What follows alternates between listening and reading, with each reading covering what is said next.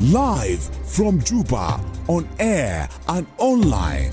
This is iRadio News. Hello, good afternoon. This is iRadio News. First, here are the headlines. The South Sudan Medical Laboratory Professional Union has condemned the killing of a lab technician in Jonglei State on Sunday. Authorities in Greater Pibor administrative area calling for urgent humanitarian assistance as the area is cut off from Juba due to insecurity.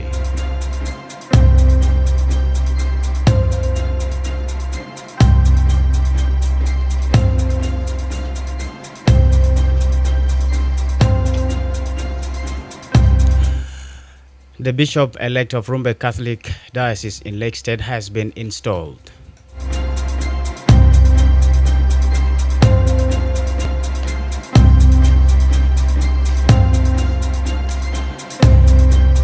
These stories and more coming to you in this news bulletin with me, Lasuba Memo. And now the news in detail.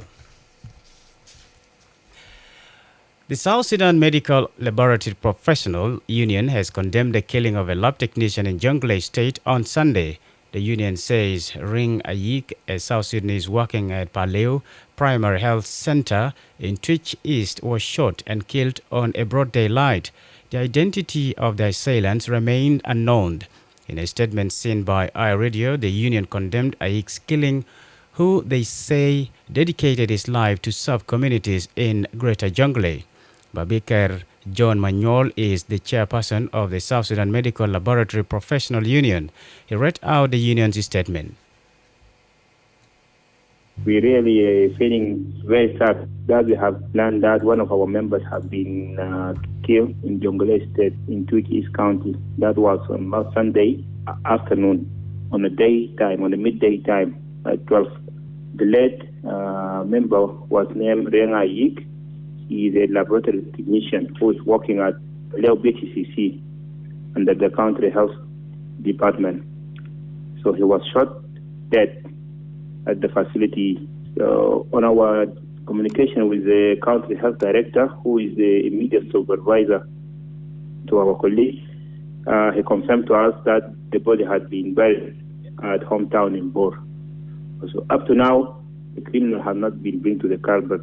We really feeling very sad that we have learned that one of our members have been killed in Jonglei State in Twitch East County. That was on last Sunday afternoon, on the midday time at 12.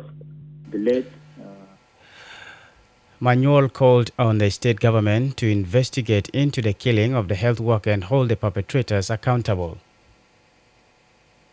We call upon all the state authorities, the local government, the police in the area we strongly recommended that all the criminals should be brought to the justice. This will be the only way for the union to know that there is a justice for every life lost. Because when killing someone innocently and the criminal is still outside, this is a big threat. In October last year, the UN Office for the Coordination of Humanitarian Affairs evacuated over 70 humanitarian workers from Pibor following, I beg your pardon, authorities in Greater Pibor administrative area calling for urgent humanitarian assistance as the area is cut off from Juba due to insecurity. The area Minister of Information said traders in the area have run out of stock and cannot access the market in Juba for fear of their lives. Jay Adingora also said insecurity along the main roads leading to the area has hampered humanitarian agencies from supplying food aid to the locals. He attributes the insecurity to armed youth along the roads. Jay Adingora spoke to iRadio this morning. On the side of humanitarian, we have problems because most of the organizations, especially the WFP, are supposed to bring in the food from Cuba, do not deliver it up to now because of the fact that the road of Bor is blocked. The road of Tingele Desert is also blocked by the youth, and this is the very reason why food is not delivered up to this time.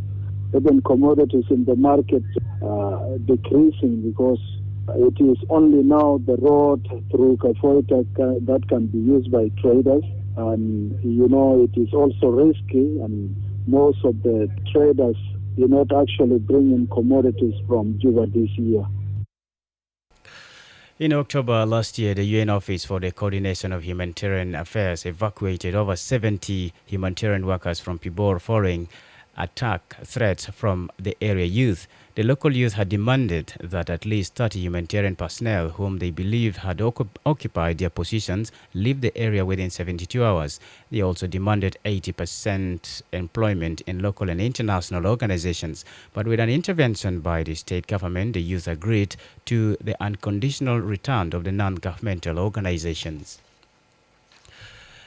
The Bishop-elect of Rumbek Catholic Diocese in Lake State has been installed. Kalizara Christian's consecration took place in Rumbek town this morning. A Combonian priest was elected on March 8, 2021 as the Bishop of the Diocese of Rumbek.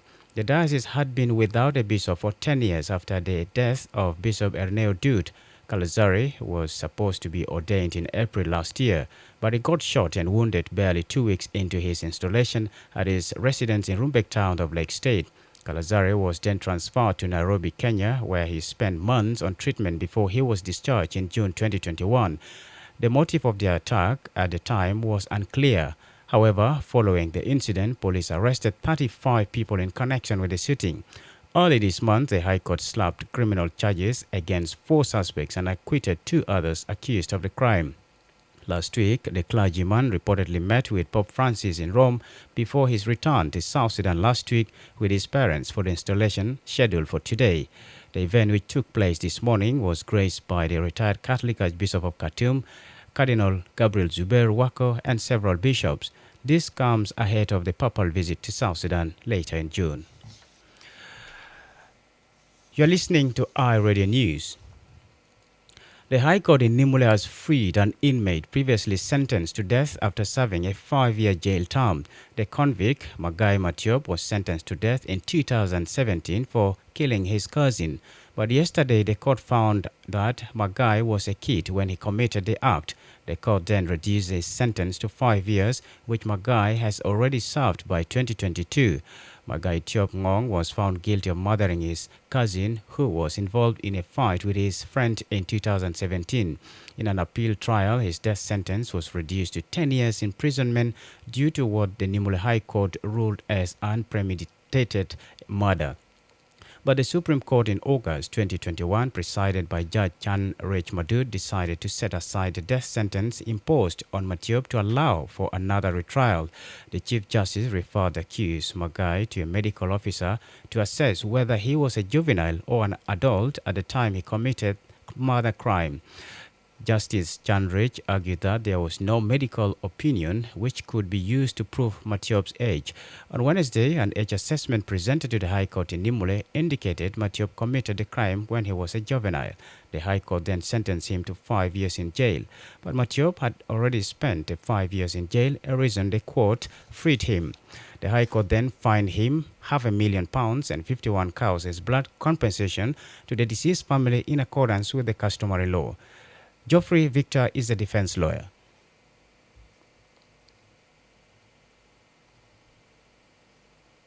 So after presenting those medical evidence to the judge that indeed Magai was a juvenile in 2017 when he committed the offense, and then the judge found Magai guilty of murder under section 206, set Magai to 5 years imprisonment starting 7th May 2017, and he also ordered Magai to pay a fine 500,000 SSP, a blood compensation in accordance with customary law, 1 cows to the relative of the deceased. Western Equatorial State governors banned the sale and consumption of Tramol tablets and some alcohol. The liquor outlawed include London No. 1, Star Gin, and Royal Gins. Governor Alfred Putio Carava also banned the sale and consumption of khat, commonly known as marungi. He also prohibits the sale of tramol unless to patients recommended for drug by a medical doctor. Tramol is a medicine used for the treatment of severe pain. It blocks the transmission of pain signals to the brain to lower pain perception. but the governor says the drug has been abused by the locals. In a statement seen by iRadio, Governor Futio said the orders were as a result of their negative impact on the health of citizens in the state. Governor Futio directed the police, CIDs, and the national security to implement the order with immediate effect. Alex Digi, who is his press secretary, read out the order to iRadio last evening. Yesterday, the governor of Western Equatorial State, Honorable Lieutenant General Alfred Futio, issued a state order number 4, stroke 2022, for the banning of alcohol drinks, which are the Star Gin, Royal Gin, London number 1, and also include the drug which is called Tramol and the Marungi in Western Equatorial State. Digi further read out penalties to those who would violate the governor's order. One of the penalty is when somebody is found with those hot drinks, Star Gin, Royal Gin, and the London number 1, those drinks shall be collected and be destroyed out from that person. And the person must be paid 1 million SSP as a fine. Also, if someone is found selling Tramol to a person without any prescription from the medical doctor, the person should be fined with 250,000 SSP, and the person will also be convicted in imprisonment for 3 months. Anyone who will be attempts violating the ban on Marungi will also be fined with 250,000 SSP, and they also will be sent to the prison for 3 months. You're listening to iRadio News, and now we move to the international news powered by MTN. 1, 2, 3. 1 million. 2 million. Yes. It's time to celebrate MTN 2 million. MTN has reached over 2 million customers and still counting. Are you? With over 2 million subscribers, why won't you trust MTN? To enter the draw, get an MTN SIM card today and get free 10 minutes every day for 3 months and 500 MB every month for 3 months. And on top of that, qualify to enter a draw to win 2 million SSP cash. Sabi, what are you waiting for? Buy an MTN SIM card today and get to win 2 million SSP. Yes, when MTN says 2 million SSP, it's 2 million for one lucky Junubin. Second winner gets 200,000 SSP, 10 winners get 20,000 SSP, and others get lots of MTN branded prizes. Join MTN, the biggest family in South Sudan, and enjoy such amazing offers. MTN, everywhere you go. You're listening to iRadio News, and here is Anyuat Williams with the international news. Thank you, Lasuba Mimo. And now for regional and international news. A Sudanese protester was killed by security forces on Thursday during anti-coup demonstrations held across the country. The death of the 28-year-old is the latest of the 90 people who have been killed since protests broke out against the country's military rulers following the coup in October. Protesters have remained undeterred despite heavy crackdown by the security forces.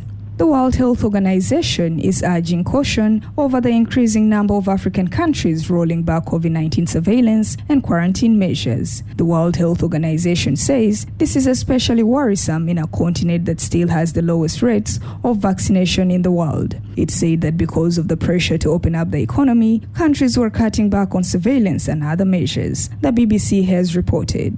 And finally, the US and the EU have announced a major deal on liquefied natural gas in an attempt to reduce Europe's reliance on Russian energy. The agreement will see the US provide the EU with at least 15 billion additional cubic meters of the fuel known as LNG by the end of the year.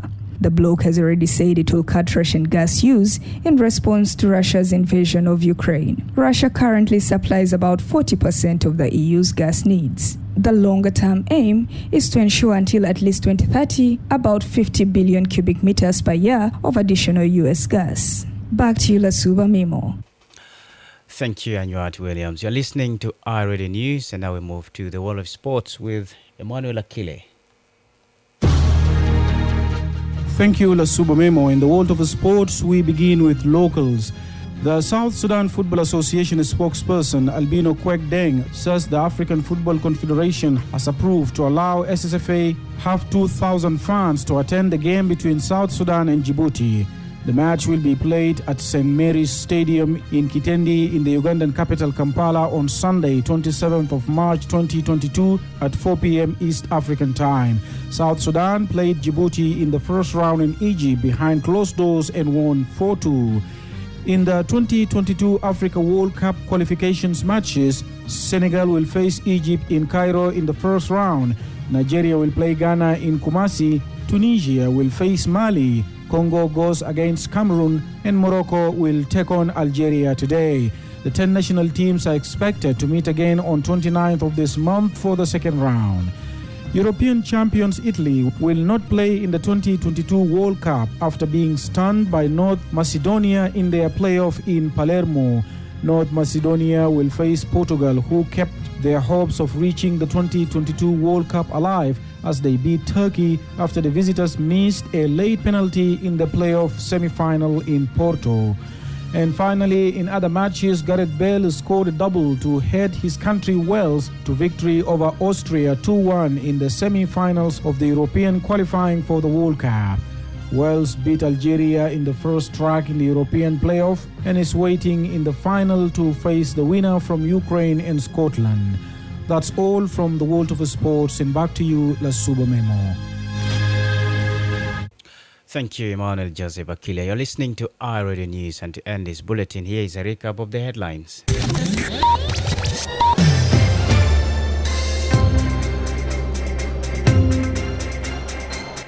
The South Sudan Medical Laboratory Professional Union has condemned the killing of a lab technician in Jonglei State on Sunday. Authorities in Greater Pibor administrative area are calling for urgent humanitarian assistance as the area is cut off from Juba due to insecurity.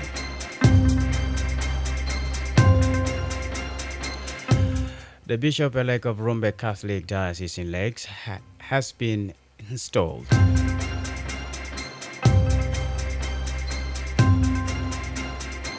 That's the end of iRadio Afternoon News. You can get these stories and updates by subscribing to iRadio News Alerts on your MTN South Sudan number. Call 700 or dial star 700 hash and follow the instruction. If there is a story or an event you'd like iRadio to cover or report about, please share with us on our number 0922 986 986. It's also our WhatsApp number. Follow us on Twitter at iRadio Juba.